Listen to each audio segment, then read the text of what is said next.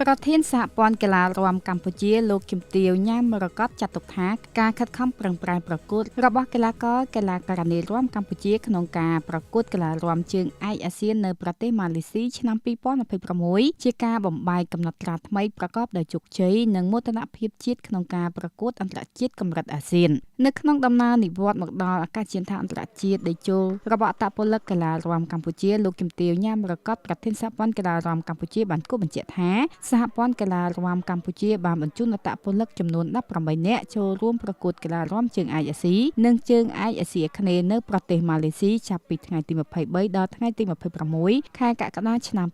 2026ដោយលទ្ធផលទទួលបានគឺកម្ពុជាដណ្ដើមបានមេដាយសរុបចំនួន69គ្រឿងក្នុងនោះមេដាយមាស14គ្រឿងមេដាយប្រាក់27គ្រឿងមេដាយសំរឹទ្ធ28គ្រឿងការទទួលបានមេដាយទាំងអស់នេះគឺនៅក្នុងការប្រកួតកម្រិតអាស៊ីអាគ្នេយ៍ចំពោះកម្រិតអាស៊ីមិនបានមេដាយទេលើកជំទាវញ៉ាំរកតបានរំលេចថាជាមួយនឹងសមិទ្ធផលរបស់ប្រតិភូកីឡារាំកម្ពុជាដែលដណ្ដើមបានមេដាយច្រើនជាងគេពេលណាទាំងអស់នេះពេលនេះគឺជាលទ្ធផលដ៏គប្ប្រសើរប្រកបដោយមោទនភាពជាតិនិងកិត្តិយសជាតិកិត្យានុភាពជាតិដោយកើតចេញពីការគ្រប់គ្រងនិងការខិតខំប្រឹងប្រែងរបស់ថ្នាក់ដឹកនាំសហព័ន្ធគ្រូបង្វឹកកីឡាករក្លាករនីនិងដៃគូអភិវឌ្ឍជាគោលដៅបន្ទាប់លោកជំទាវប្រធានសហព័ន្ធកីឡារាំកម្ពុជាបានគូបញ្ជាក់ថាក្នុងខែវិច្ឆិកាឆ្នាំ2026នេះសហព័ន្ធក្រុងនឹងបញ្ជូនកីឡាករក្លាករនីទៅចូលរួមប្រកួតកីឡារាំជើងឯកអាស៊ីនៅចិនហុងកុងហើយក៏ត្រៀមលក្ខណៈចូលរួមប្រកួតកីឡាស៊ីហ្គេមនាឆ្នាំ